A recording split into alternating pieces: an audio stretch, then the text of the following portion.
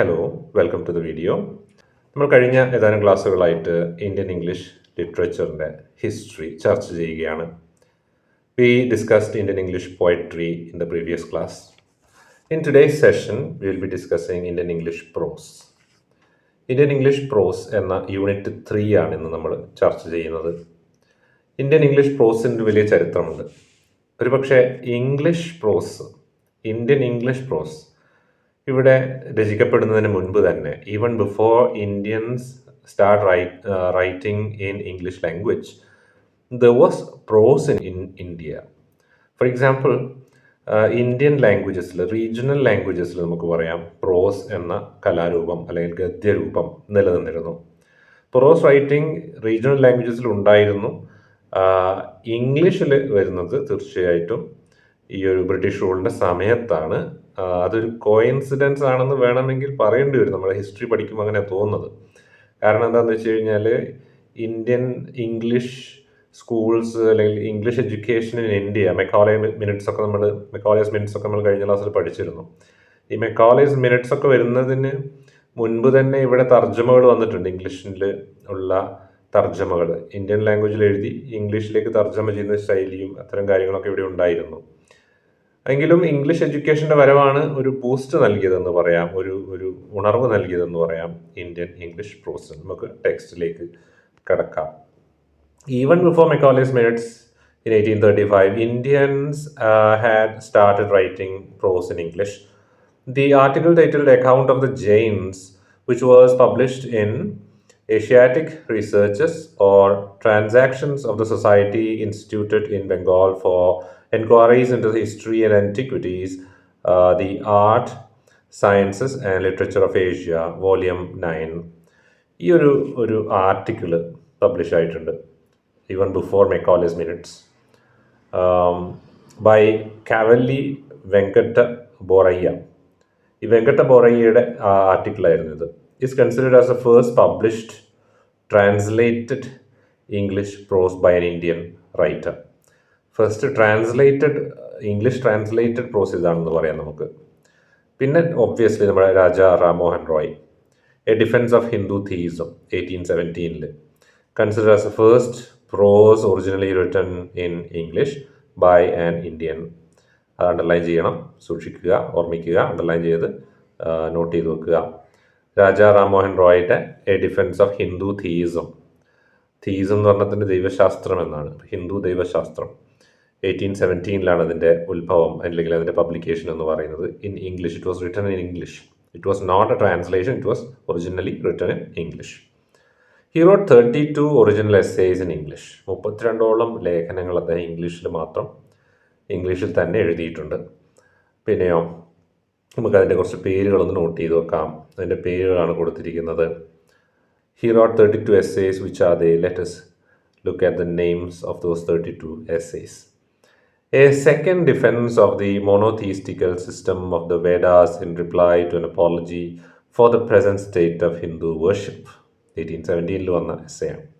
Percepts of Jesus, the guide to peace and happiness, extracted from the books of New Testament, ascribed to 4 evangelists with translations into Bengali. 1820 വന്നതാണ്. An appeal to the Christian public in defense of the percepts of Jesus. 1820. Second appeal to the Christian public in defense of the percepts of Jesus. 1821. Final appeal to the Christian public in defense of the percepts of Jesus. 1823. A conference between an advocate for and an opportunity of the practice of burning widows alive. 1818. A second conference between an advocate for and an opponent of the practice of burning widows alive in 1820. Opponent എന്നുള്ള എതിരാളി എന്നുള്ള അർത്ഥത്തിലാണ്. അതായത് വിഡോസിനെ, വിധവകൾക്ക് സ്വയം അഗ്നിയിൽ ചാടി മരിക്കുന്ന സതി എന്ന ആചാരത്തിനെതിരായി അദ്ദേഹം എഴുതിയ എസ്സേസ് ആണ് ഇതൊക്കെ. Abstract of the argument regarding the burning of widows considered as a religious rite. 1830. Address to Lord William Bentinck. 1830. Brief remarks regarding modern encroachments on the ancient rights of females according to the Hindu law of inheritance. 1822. Letter on English Education, 1823. These are some of his significant prose writings. Of his political writings, Petitions Against the Press Regulations, 1823. ഇനി പറയുന്നത് political രാഷ്ട്രീയ രചനകളാണ്. First നമ്മൾ പറഞ്ഞത് എന്താണ്? Press റെഗുലേഷന് വേണ്ടി എഴുതിയ petitions against the press regulation. Next one, expositions of the practical operation of the judicial and revenue systems of India, 1832, are considered significant interventions. പ്രധാനപ്പെട്ട ഇടപെടലുകളായിട്ട് ഈ രണ്ട് എസ്സേ പരിഗണിക്കപ്പെടുന്ന രാഷ്ട്രീയ ഇടപെടലുകളായിട്ട്. അടുത്തതായിട്ട്, other than Raja Ram Mohan Roy, nothing substantial was published in English in the mid and late 19th century. 19ാം നൂറ്റാണ്ടിൻ്റെ പകുതിയിലും അതിൻ്റെ ലാസ്റ്റ് പാർട്ടിലേക്കും ഈ രാജാറാം മോഹൻ റോയുടെ ലേഖനങ്ങളല്ലാതെ വലിയ പ്രാധാന്യമുള്ള മറ്റു ലേഖനങ്ങളൊന്നും പബ്ലിഷ് ചെയ്യപ്പെട്ടിട്ടില്ല എന്ന് പ്രത്യേകം പറയുന്നു. ഈ കാലഘട്ടം 19ാം നൂറ്റാണ്ടെന്ന് പറയുന്നത് നമ്മുടെ വിക്ടോറിയൻ പീരീഡ് ഒക്കെയുള്ള കാലഘട്ടമാണ് ഇംഗ്ലണ്ടിൽ. അപ്പോൾ ആ കാലഘട്ടത്തിൽ വലിയ മെജസ്റ്റിക് എസ്സേസ് ഒക്കെ ബ്രിട്ടനിൽ എഴുതപ്പെടുന്നുണ്ട്. അപ്പോൾ ആ സമയത്താണ് ഇവിടെ നമ്മളിത് കാണുന്നത് ഇന്ത്യൻ ഇംഗ്ലീഷിൽ. പക്ഷേ ഇന്ത്യൻ റീജിയണൽ റൈറ്റിങ്സിൽ അത്യാവശ്യം രചനകളൊക്കെ ആ സമയത്ത് ഉണ്ടായിരുന്നു. We had A very strong powerful literary background in that sense. പക്ഷേ ഇംഗ്ലീഷിലേക്ക് അതിന് അങ്ങനെ വരുന്നില്ല എന്ന് നമുക്ക് കാണാൻ വേണ്ടി സാധിക്കും. Krishna Mohan Banerjee's dialogues on Hindu philosophy, 1861. Ram Gopal Ghosh's pamphlet remarks on the black acts. Pamphlet എന്ന് പറഞ്ഞാൽ ലഘുലേഖയാണ്, ആ രീതിയിലാണ് നമ്മളതിനെ കാണുന്നത്. And his speeches also which were published in 1868. Rajendralal Mitra's Antiquities of Orissa, 1875, and Buddha Gaya, 1878, and his speeches which were published in 1892, and Raja Ram's Architecture of the Hindus, 1834, and these were some of the prose written in Indian English during this period in Bengal. ഇതൊക്കെ ബംഗാളിലാണ്. രാജാറാം മോഹൻ റോയ് ബംഗാൾ പ്രദേശത്താണല്ലോ, ബംഗാൾ കേന്ദ്രമായി പ്രവർത്തിച്ച വ്യക്തിയാണ്, അത് നാട്ടുകാരനാണ്. അപ്പോൾ തീർച്ചയായിട്ടും ഈ ബംഗാളിലാണ് ഈ കാലഘട്ടത്തിലെ ഇംഗ്ലീഷ് പ്രോസും കൂടുതലുണ്ടായതെന്ന് നമുക്ക് കാണാൻ വേണ്ടി സാധിക്കും. ഇതിൻ്റെയൊക്കെ സ്വഭാവം വെച്ച് നോക്കുകയാണെങ്കിൽ mostly either they were religious or political. രണ്ട് കാര്യത്തിലാണ് ഇത് വരുന്നത്, religious or political. Whereas at the same time in Europe, English prose, English literature, especially English prose essays were very much developed. They included more diverse topics like art, even prose were written just for the sake of or for readers to enjoy themselves. In fact, പ്രോസിലൂടെ education മാത്രമല്ല, രാഷ്ട്രീയം മാത്രമല്ല, അതൊരു എൻ്റർടൈൻമെൻറ്റും അല്ലെങ്കിൽ ഒരു artistic രീതിയിലേക്ക് കൂടി പ്രോസ് എത്തിയിരുന്ന ഒരു കാലഘട്ടമാണ് 19th century. എങ്കിൽ നമുക്ക് ഇന്ത്യൻ ഇംഗ്ലീഷ് പ്രോസിൽ ആ ഡൈവേഴ്സിറ്റി ഒന്നും കാണാൻ പറ്റില്ല. Mostly they were limited in their theme and scope. In Bombay, Bal Shastri Jambedkar founded the first Marathi English journal. Marathi English journal ആദ്യമായിട്ട് The Darpan, 1832. The Darpan underline ചെയ്യണേ. The Thoba Pandurang's A Hindu Gentleman's Reflections Respecting the Works of Immanuel Swedenborg, 1878. Dhau Baji's Essay on Infanticide and his speeches which were published in 1974 were some of those prose published in Bombay. നമ്മൾ ബംഗാളിൽ പറഞ്ഞു, ബോംബെയിലേക്ക് വരികയാണ്, സൗത്തിലേക്ക് വരികയാണ്. ബോംബെയിലുള്ള രചനകളായിരുന്നു, ബോംബെ കേന്ദ്രീകരിച്ചിട്ടുണ്ടായ രചനകളാണിവ. പ്രത്യേകിച്ച് ഒരു ജേർണലിനെ കുറിച്ചും പറയും. Publication, journal എന്ന് പറഞ്ഞാൽ മാഗസിൻ പോലെ പബ്ലിഷ് ചെയ്യുന്നൊരു പ്രസിദ്ധീകരണം എന്നർത്ഥത്തിലാണ്. Madras വന്നലാകണ്ടി സുബ്രോസ് Report, The State of Education, 1820, and Gazulu Lakshmi Narsu Chetty's newspaper, The Crescent, were the only substantial works. ഇപ്പോൾ ഇതൊരു ന്യൂസ് പേപ്പറാണ് ഒന്ന്, ദ ക്രെസൻറ്റ്, മറ്റൊന്ന് സ്റ്റേറ്റ് ഓഫ് എഡ്യൂക്കേഷൻ ഒരു റിപ്പോർട്ടാണ്. ഇത് മദ്രാസിലെ, സൗത്തിലേക്ക് പിന്നെയും വരികയാണെങ്കിൽ മദ്രാസിൽ നിന്ന് വന്ന രചനകളാണ്. Kavali Venkata Ramaswami sketches on the Deccan Poets is regarded as the first literary biography of Indian English. Literary biography, ആദ്യത്തെ ബയോഗ്രഫി എന്ന് പറഞ്ഞാൽ അറിയാമല്ലോ, ജീവചരിത്രമാണ്. അപ്പോൾ ആദ്യത്തെ ഇന്ത്യൻ ഇംഗ്ലീഷിലെ ജീവചരിത്രം എന്ന് പറയുന്നത് ഈ ഡെക്കാൻ പോയറ്റ്സ് അല്ലെങ്കിൽ sketches of the Deccan poets ആണ്, 1840. Autobiography of Lutfullah a Mohammedan gentleman and his transactions with his fellow creatures, interspersed with remarks on the habits, customs, and character of the people with whom he had to deal. By Lutfullah is considered as the first extensive autobiography in Indian English. 1857 ഇത് publish ആവുന്നത്.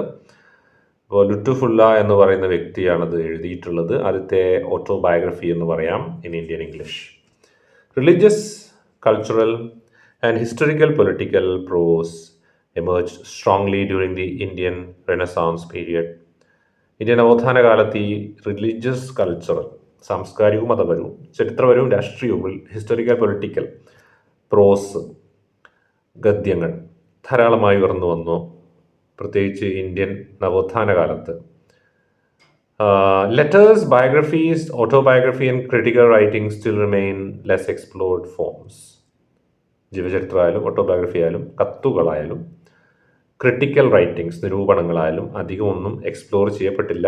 ഞാൻ പറഞ്ഞല്ലോ, അധികമൊന്നും ഇത്തരം diverse category അല്ലെങ്കിൽ diverse genres നമുക്ക് പ്രോസിൽ കാണാൻ പറ്റില്ല ഇന്ത്യയിൽ ആ കാലത്ത്. Dadabhai Naoroji's poverty of India 1 and 2, 1873, and Poverty and Un-British Rule in India, 1901, and his speeches, which were published in 1887 and 1916. Ramakrishna Gopal Bhandarkar's Early History of the Deccan, 1884, and A Peep into Early History of India, 1890. Mahadev Govind Ranade's Rise of Maratha Power, 1900, and his collections of speeches published later in 1942. Bala Gangadhar Tilak's The Orion Researches into the Antiquity of Vedas, 1893, and The Arctic Home of the Vedas, 1903. Bankim Chandra Chatterjee's On the Origin of Hindu Festival, 1870, and Study of Hindu Philosophy, 1873, and Vedic Literature, 1894. Romesh Chandra Dutt's The Peasantry of Bengal, 1875, Famine and Land Assessment in India, 1900, and The Economic History of India, 1902, were some of the prose written during this time. അപ്പോൾ ഈ 1800s last പാർട്ടിലേക്കും 1900s തുടക്കം, 1800 അവസാന ഭാഗം, 1900s തുടക്ക ഭാഗം, ഈ കാലഘട്ടത്തിൽ എഴുതിയ കൃതികൾ വളരെ പ്രധാനമാണ്. കുറച്ചുകൂടി ഡൈവേഴ്സിറ്റി വരുന്നുണ്ട്, കുറച്ചുകൂടി സിഗ്നിഫിക്കൻ്റ് എഴുത്തുകാരുടെ ഒരു ഡൈവേഴ്സിറ്റി വരുന്നുണ്ട്. ഈ പാരഗ്രാഫിലുള്ള എല്ലാ രചനകളുടെയും പേരും എഴുത്തുകാരുടെ പേരും ഒന്ന് ഓർമ്മിച്ച് വെക്കാൻ പരമാവധി ശ്രമിക്കുക. രാജാറാം മോഹൻ റോയുടെ കുറേ ലെങ്തിയാണ്, പേരുകൾ തന്നെ പഠിക്കുക എന്നുള്ള കുറച്ച് പണിയാണ്. എങ്കിലും 1-2 എന്തായാലും പഠിച്ചു വെക്കണം. അതുപോലെ തന്നെ 1-2 പോരാ, ഒരു 3 4 എന്തായാലും പഠിച്ചു വെക്കുക രാജാറാം മോഹൻ റോയ്. പിന്നെ ഈ കുറച്ച് മറ്റെഴുത്തുകാരുടെ ബോംബെയിലെ, മദ്രാസിലെ, അങ്ങനെ കുറച്ച് 1-2 പേരുടെ എളുപ്പമുള്ളവരെ ഒന്ന് പഠിച്ചു വെക്കുക. ഓരോരുത്തർക്കും ചില പേരുകൾ ചിലപ്പം നല്ലോണം റൈം ചെയ്യും അവരുടെ രീതിയിൽ. അപ്പോൾ അങ്ങനെയാണെങ്കിൽ അത് ഒന്ന് നോട്ട് ചെയ്ത് പഠിച്ചു വെക്കാൻ ശ്രമിക്കുക. ഇപ്പം നമ്മൾ വായിച്ച പാരഗ്രാഫിലെ റൈറ്റേഴ്സിൻ്റെ കുറച്ച് പേരുടെ പേരും അവരുടെ എസ്സേസും ഓർമ്മിച്ച് വെക്കുക. ഈ കാലഘട്ടത്തിൻ്റെ പ്രത്യേകത നേരത്തെ പറഞ്ഞു, ഇന്ത്യൻ റെനസാൻസ് കാലഘട്ടമാണ്, നവോത്ഥാന കാലഘട്ടമാണ്. ഈ കാലഘട്ടത്തിലെ രചനകൾ കുറച്ചുകൂടി ഡൈവേഴ്സ് ആകാൻ തുടങ്ങിയെന്നതിൻ്റെ തെളിവാണ് നമുക്ക് ഈ പേരുകളിൽ തന്നെ സൂചിപ്പിക്കുന്ന രാഷ്ട്രീയമുണ്ട്, കുറച്ച് വേദാസിനെ കുറിച്ചുള്ള പഠനമുണ്ട്. അപ്പോൾ കുറച്ച് ഡൈവേഴ്സിറ്റി നമുക്ക് കാണാൻ വേണ്ടി സാധിക്കും എന്നുള്ളതാണ്. പിന്നെ എഴുത്തുകാരുടെ എണ്ണത്തിലുമൊക്കെ വർധനവും കാര്യങ്ങളൊക്കെ കാണാം നമുക്ക്. Tagore, Sri Aurobindo, and Swami Vivekananda also wrote prose proficiently. The prose written by Tagore was delivered as lectures in English on different occasions. Tagoreum Vivekanandanum ഒക്കെ എഴുതിയ കാലഘട്ടമാണിത്. Sri Aurobindo is another writer. Sadhana, 1913, Personality, 1917, Nationalism, Tagoreന്റെ വളരെ പ്രധാനപ്പെട്ട 1917, Creative Unity, 1922, The Religious Man, 1930, were some of his prose collections. Crisis in Civilization, 1941, is his last public speech. അദ്ദേഹത്തിൻ്റെ അവസാനത്തെ public പ്രസംഗം ഒരു വേദിയിൽ പ്രസംഗിച്ച കാര്യമാണ് the civilization, crisis in civilization എന്ന പേരിൽ പബ്ലിഷ് ആവുന്നത്. ഇപ്പോൾ ടാഗോറിൻ്റെ പല ഈ പ്രസംഗങ്ങളുമാണ് പിന്നീട് പ്രോസായിട്ട് പബ്ലിഷ് ചെയ്യപ്പെട്ടത് എന്നുള്ളത് ഓർമ്മിക്കുക. സ്വാമി വിവേകാനന്ദസ് സ്പീച്ചസ് were later published. അതുപോലെ തന്നെ വിവേകാനന്ദൻ്റെ പ്രസംഗങ്ങൾ പിന്നീട് പബ്ലിഷ് ആവുന്നുണ്ട്. Aurobindo, unlike Vivekananda, wrote extensively on metaphysics, literature, religion, and socio-political cultural issues. വിവേകാനന്ദൻ കുറച്ചും കൂടിയും ഫിലോസോഫിക്കലാണ്, എന്നാൽ ഔറബിന്ദോ എല്ലാ മേഖല, സാഹിത്യം തൊട്ട് മതം തൊട്ട് സാമൂഹിക രാഷ്ട്രീയ വിഷയങ്ങൾ വരെ എഴുതിയിട്ടുണ്ട്. His prose writings include New Lamps for the Old System of National Education, The National Value of Art, Essays on Gita, 1928, The Life Divine, 1939-40, Heraclitus, 1941, The Synthesis of Yoga, 1948, The Renaissance in India, 1920, and The Foundations of Indian Culture, 1953. These are very, very important works. അരബിന്ദോയുടെ works ഒന്ന് by heart പഠിച്ച് ഓർമ്മിച്ച് വെക്കുക. നമുക്കിപ്പോഴും Indian റൈറ്റിങ്സിൽ വളരെ പ്രധാനപ്പെട്ട, പ്രത്യേകിച്ച് പ്രോസിൽ വളരെ പ്രധാനപ്പെട്ട കുറച്ച് പേരുടെ പേരുകൾ നമ്മൾ പറഞ്ഞു പോയത്. First of all obviously Raja Ram Mohan Roy ഓർമ്മിക്കുക പ്രധാനമായിട്ട്. പിന്നെ മറ്റേ ട്രാൻസ്ലേഷൻ നമ്മൾ ഓർമ്മിച്ചില്ലെങ്കിലും ഒപ്പിക്കുക, പക്ഷേ ഒബ്വിയസ്ലി ഇറ്റ് ഇസ് ഇമ്പോർട്ടൻറ്റ്, കാരണം historically it is important. That is why Ram Mohan റോയുടെ എസ്സേസിന് ഒരു പൊളിറ്റിക്കൽ സോഷ്യൽ ഇമ്പോർട്ടൻസ് കൂടി ഉണ്ട്, because he spoke against some of the superstitions that existed in India during that period, some violent customs that existed in India during that period. അപ്പോൾ റാം മോഹൻ റോയുടെ എസ്സേസിന് അങ്ങനെ ഒരു significance കൂടി ഉണ്ട്. He was social reformer. അപ്പോൾ ആ ഒരു ആംഗിളിൽ അത് ഇമ്പോർട്ടൻ്റ് ആയതുകൊണ്ട് നമ്മൾ ഓർമ്മിക്കണം. പിന്നെ വരുന്നതിൽ പ്രധാനപ്പെട്ട ഈ പറയുന്ന കുറച്ച് മിക്സ് ഓഫ് ഓത്തേഴ്സ് വരുന്നതിൽ ഇപ്പോൾ നമ്മളിവിടെ പഠിച്ച പാരഗ്രാഫിൽ പഠിച്ചത് റെനസോൺസിൻ്റെ സമയത്ത് അത് ഓർമ്മിക്കുക. ടാഗോർ, പിന്നെ ഓർമ്മിക്കേണ്ട ആളാണ് അരബിന്ദോ. Very very important. ഇപ്പോൾ ഈ പറഞ്ഞതിൽ ഏറ്റവും ഇമ്പോർട്ടൻ്റ് നമ്മളൊരു 10 കൊല്ലം കഴിഞ്ഞാലും ഇന്ത്യൻ ഇംഗ്ലീഷ് റൈറ്റിങ്സ് എന്ന് പറയുമ്പോൾ prose writing, Indian English prose പറഞ്ഞ ഓർമ്മയിൽ വരേണ്ട 3 പേരാണ് Ram Mohan Roy, Tagore and Aurobindo. Very important 3 people. ബാക്കി ഒന്ന് ഓർമ്മിക്കുക, പൊതുവിൽ ചില കാര്യങ്ങൾ ഓർമ്മിക്കുക, കുറച്ച് പേരുടെ പേരുകൾ ഓർമ്മിക്കാൻ പറ്റിയാൽ it is very very good. Okay. Maharaja Sri Ramavarma of Travancore from the south wrote Political Sketch of Travancore 1856 and frequently wrote open letters in the Indian Statesman. Sir S. Subramania Iyer, M. Veeraraghavacharya, who established the Hindu newspaper, ഇന്ന് നമുക്ക് നമ്മുടെ mainstream ന്യൂസ്പേപ്പറിലൊന്നാണ്. S.K. Kasturi Ranga Iyengar, P.S. Shivaswamy Iyer, and V.S. Srinivasa Shastri were some of the prominent prose writers of the time. പേരുകളൊന്ന് ഓർമ്മിക്കുക. ചില പ്രോസ് റൈറ്റേഴ്സിൻ്റെ പേരാണ് V.S. Srinivasa Shastri, Sivaswamy Iyer, കസ്തൂരി രംഗ അയ്യങ്കാർ, ഇവരുടെ പേരുകളും പിന്നെ ഹിന്ദു സ്ഥാപിച്ചിട്ടുള്ള സുബ്രഹ്മണ്യ അയ്യർ, അതുപോലെ തന്നെ M. വീരരാഘവാചാര്യർ, അവരുടെ പേരുകൾ. അപ്പോൾ അതുപോലെ തന്നെ മഹാരാജ ശ്രീ രാമവർമ്മ, തിരുവനന്തപുരത്തെ രാജാവായ രാമവർമ്മ. അപ്പോൾ ഇവരുടെയൊക്കെ പേരുകൾ ഓർമ്മിക്കുക. രാമവർമ്മയുടെ പൊളിറ്റിക്കൽ സ്കെച്ച് ഓഫ് ട്രാവൻകോർ 1856 ഓർമ്മിക്കുക. പ്രോസ് റൈറ്റിങ്സ് കാര്യമായൊന്നും ഇല്ല എന്ന് തന്നെ പറയാം. അങ്ങനെ നോക്കുകയാണെങ്കിൽ compared to poetry or even compared to novel literature in India, novels അല്ലെങ്കിൽ ലിറ്റററി നോവൽസ്, അതിലേക്ക് പോവുകയാണെങ്കിൽ ഒരുപാടുണ്ട് നമുക്ക് പഠിക്കാൻ. ഈ പ്രോസിൽ അത്രയധികം ഇല്ല. നമ്മൾ ഈ ഒരു ക്ലാസ് കൊണ്ട് ഇവിടെ വൈൻഡപ്പ് ചെയ്യാണ്. ക്ലിയർ ആയെന്ന് കരുതുകയാണ്. Prose history of Indian English prose ഇവിടെ നമ്മൾ അൺടിൽ ഇൻഡിപെൻഡൻസ് വരെ അല്ലെങ്കിൽ ഈ പ്രീ ഇൻഡിപെൻഡൻസ് പ്രോസിനെ കുറിച്ച് നമ്മൾ ചർച്ച ചെയ്തിട്ടുള്ളൂ. We have not discussed history of Indian English prose to any extent here. നമ്മളതിൻ്റെ we have only started the introduction here. This is only the introduction. ഇത് പ്രീ ഇൻഡിപെൻഡൻസിന് മുൻപുള്ള പ്രോസസ്സാണ്. ഞാൻ കഴിഞ്ഞ ഫസ്റ്റ് വീഡിയോ തന്നെ സൂചിപ്പിച്ചിരുന്നു. In Indian English literature we have to think about 3 major periods. One is the pre-independence, independence മുമ്പ്, the other is post-independence, independence ശേഷം, and the third one is the contemporary period. അപ്പോൾ mainly generally രണ്ടായിട്ട് തിരിക്കാം, pre independence, post independence. ഇത് pre independence ആണ് ഇപ്പോൾ നമ്മൾ discuss ചെയ്ത എല്ലാ പ്രോസ് വർക്ക്സും. അപ്പോൾ ഇൻഡിപെൻഡൻസിന് മുമ്പുള്ള കാര്യങ്ങളാണ് നമ്മളിവിടെ ചർച്ച ചെയ്തത്. ഇൻഡിപെൻഡൻസിന് ശേഷം ഇവിടെ നമ്മൾ വായിച്ച ഒരു എസ് ഇൻഡിപെൻഡൻസ് ശേഷം വന്നാണ് ഫൗണ്ടേഷൻസ് ഓഫ് ഇന്ത്യൻ കൾച്ചർ. അപ്പോൾ ഇങ്ങനെയുള്ള ഇൻഡിപെൻഡൻസിന് ശേഷം ഈ പ്രോസ് വളരെയധികം ഡൈവേഴ്സ് ആവുന്നുണ്ട്. അരുന്ധതി റോയൊക്കെ പ്രോസിലേക്ക് വരുന്നുണ്ട്. ഒരുപാട് പ്രോസ് റൈറ്റേഴ്സ് ഉണ്ട്. കണ്ടംപററിയിലേക്ക് വരികയാണെങ്കിൽ ഇപ്പോൾ കണ്ടംപററി ലിറ്ററേച്ചറിൽ പ്രോസ് നല്ല ഡെവലപ്ഡ് ആയ ഒരു മേഖല തന്നെയാണ്.